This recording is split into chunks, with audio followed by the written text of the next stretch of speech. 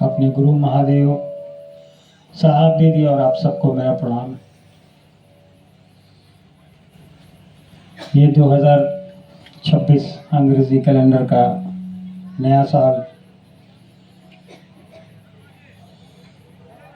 साहब जब शरीर में थे तो औपचारिकतावश हर साल पहली तारीख को साहब शुभकामना गुरु भाई बहनों को देते थे, उनसे मिलते भी थे। वही उनकी शुभकामना, उनका आशीर्वाद आज भी हमारे आपके साथ सतत चल रहा है। साल भले बीत रहे हैं, लेकिन साहब दीदी का जो संकल्प है अपने महादेव को स्थापित करने का सभी के दिलों में, वो हर साल नया होता जा रहा है। और इस संकल्प को हम लोग इस साल और प्रगाढ़ करें कि पिछले साल हमने अपने गुरु के प्रति जो निष्ठा, जो समर्पण, जो भाव दिखाया है साहब दीदी के आशीर्वाद से, ये हमारा आपका कायम हो और हमारे आपके बीच प्रगाढ़ हो और पूरे विश्व में शिव के गुरु स्वरूप की स्थापना हो।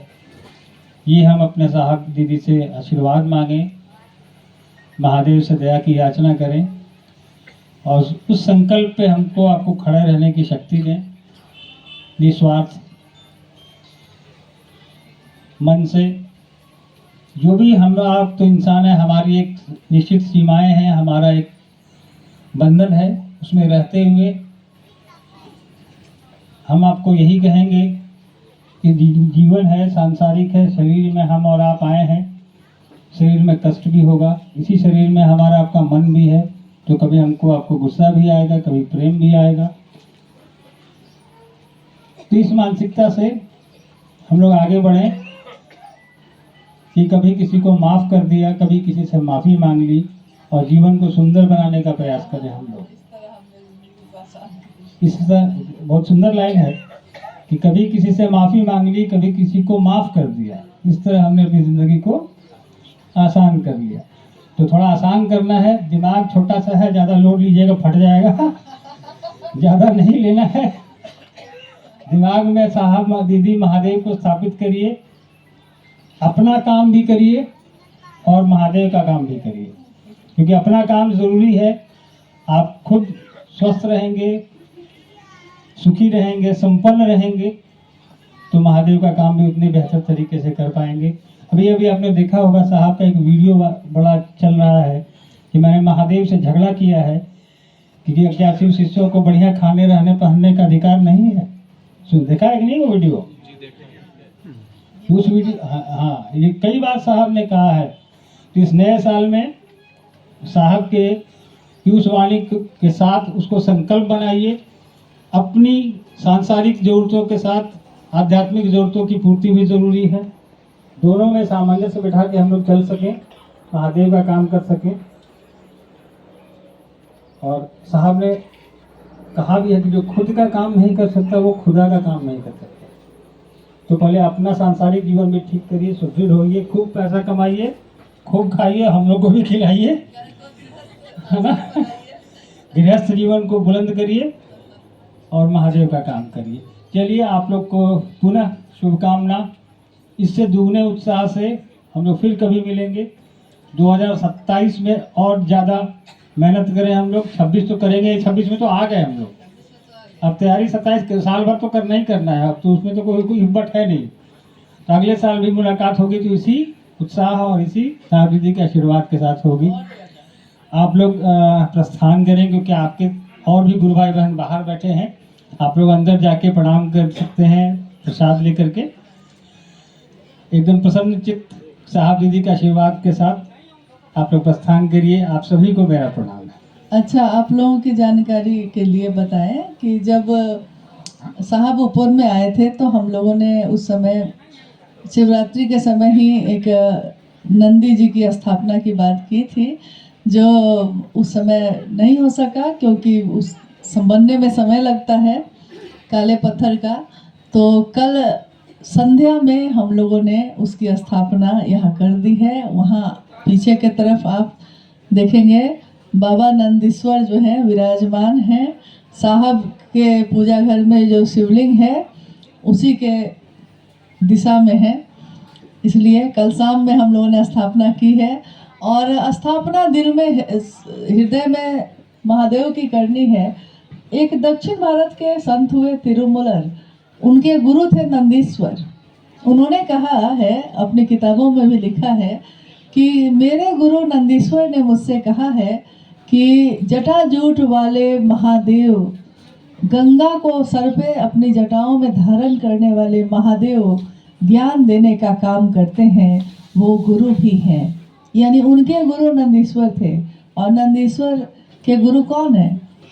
नंदी किसके गण हैं? महादेव के।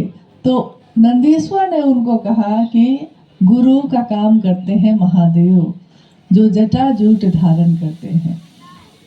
चलिए अब हम लोग थोड़ा भजन के तरफ चलेंगे और तब तक आप लोग में से जितने गुरु भाई गुरु बहन हैं वो धीरे धीरे अब अंदर के तरफ दर्शन के लिए जा सकते हैं। आप में से जो लोग पहली बार आए हैं यहाँ, कितने लोग यहाँ पहली बार आज आए हैं? अच्छा, सब पहली बार सब लोग पहली बार आए हैं। आज पहली बार आए। उपवन पहली बार कौन आया? यहाँ उपवन जो पहली बार आए हैं, हाँ हाँ ये सब है। चलिए, आपने सुना होगा कि साहब ने जब शिव को गुरु बनाया था सन 1974 में, उसके बाद जब वो पाटन में वीडियो बन के गए थे तो उनके पूजा घर में प्रसाद चढ़ जाते थे और बेलपत्रों की बारिश होती थी। इसको सुना है आपने? बेलपत्र की बारिश होती थी। तो वो बेलपत्र जो पहली बार बारिश जिसकी हुई थी, बड़े बड़े आकार के थे और उस बेलपत्र को माँ नीलम आनंद जी ने अपने हाथों से कागज पे सजा के चिपकाया था और उस पे माँ नीलम आनंद जी ने ही लिखा था महाप्रसाद नमः शिवाय। वो तस्वीर आप अंदर अभी जब जाएंगे तो देख सकते हैं। गुरु भाई गौतम जी आपको बताएंगे। और साहब ने जब 1982 में महादेव की बात लोगों से करनी शुरू की थी तो उन्होंने 1 साल तक लगातार बहुत कोशिश की कि जिससे भी मैं शिव की बात करता हूँ, जो मेरे दिल में महादेव के लिए दर्द है उसके दिल में भी पैदा हो जाए, परंतु ये उस तरह हो नहीं पा रहा था। तो साहब थोड़ा निराश हुए। और मान लीजिए मैं आपसे पूछूं कि आप कहाँ से आए हैं, तो आप क्या बोलिएगा? कहाँ से आए हैं? कोई आदमी बोलिए कहाँ से आए हैं? हाँ, देखिए ज्यादातर लोगों ने कहा छत्तीसगढ़, लेकिन आप छत्तीसगढ़, पूरे छत्तीसगढ़ में नहीं रहते होंगे, कहीं एक जगह रहते होंगे। उस जगह का नाम क्या है? रायपुर। अभी इन्होंने कहा रायपुर। रायपुर में भी आप पूरे रायपुर में नहीं रहते होंगे कोई एक जगह पे रहते होंगे, टाटीवन। तो जब आपसे कोई पूछेगा, अगर रायपुर में कोई पूछेगा कहाँ रहते हैं, तो आप बोलिएगा टाटीवन में। लेकिन जब आप रायपुर से बाहर आ जाइएगा और तब कोई पूछेगा आपसे तो आप कहिएगा रायपुर। अब आप छत्तीसगढ़ से बाहर आ गए हैं, अब आपसे कोई पूछता है तो आप कहते हैं छत्तीसगढ़। लेकिन अगर आप भारत देश की सीमा से बाहर चले जाइएगा, तब आपसे कोई पूछेगा तो आप क्या बोलिएगा? इंडिया, भारत। और अगर आप पूरी पृथ्वी से बाहर चले जाइए, अंतरिक्ष में चले जाइए, तब कोई पूछेगा कहाँ से आए हैं, तो आप क्या बोलिएगा? पृथ्वी। साहब ने सन 1983 में महादेव को एक पत्र लिखा था। उस पत्र में उन्होंने अपने गुरु महादेव से ये बात कही कि आपके शिष्य बन के भी हम भटक रहे हैं, अतिशय कष्ट में हैं। और उन्होंने पता लिखा था, उस चिट्ठी में पता लिखा हुआ था पृथ्वी। यानी पूरी पृथ्वी के तरफ से ये चिट्ठी उन्होंने महादेव को लिखी थी 1983 में, 1983 में। और वो जो चिट्ठी थी, वो चिट्ठी भी अंदर है, जिसको आप पढ़ सकते हैं, देख सकते हैं, उसकी तस्वीर ले सकते हैं। बात यह है कि साहब ने किस मनसा से क्या बात की। बेलपत्र की बारिश हुई तो साहब ने चमत्कार को नहीं पकड़ लिया, उन्होंने जिसके कारण बेलपत्रों की बारिश हुई थी उसको पकड़ा, महादेव को। चिट्ठी लिखी तो सिर्फ मधेपुरा से नहीं लिखी, उन्होंने लिखी तो पूरी पृथ्वी के तरफ से किसको लिखी? महादेव को, यानी हम सबके तरफ से ये पत्र गया। तो जो भी साहब ने किया है वसुधैव कुटुंबकम, यानी जो काम उन्होंने किया है सबके हित के लिए किया है। कभी भी व्यक्तिगत कामना के लिए, व्यक्तिगत लाभ के लिए साहब श्री ने कुछ भी नहीं किया। वो महादेव के लोग हैं, महादेव का के लोग, महादेव के गण, महादेव का आदमी महादेव की तरफ से दुनिया को देखता है, इसलिए दुनिया के सारे लोग उसके अपने होते हैं। हम सभी को भी यही मनसा रखनी चाहिए कि सामने वाला भले आपसे दुश्मनी निभाए, लेकिन आपको दुश्मनी नहीं निभानी है। आपको समभाव से, एक भाव से, वो इंसान है, जीव है, शिव बनने की पात्रता रखता है। वो चाहे मुझको चाहे या ना चाहे कोई बात नहीं, लेकिन महादेव को छोड़ के किसी गैर को चाहेगा तो मुश्किल होगी। महादेव को चाहे कोई दिक्कत नहीं है, वो मुझको चाहे या ना चाहे। ठीक, चलिए आप सभी के चरणों में प्रणाम है।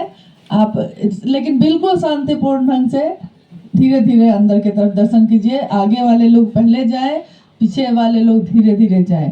तब तक संतोष जी की तरफ से भजन शुरू हो जाए।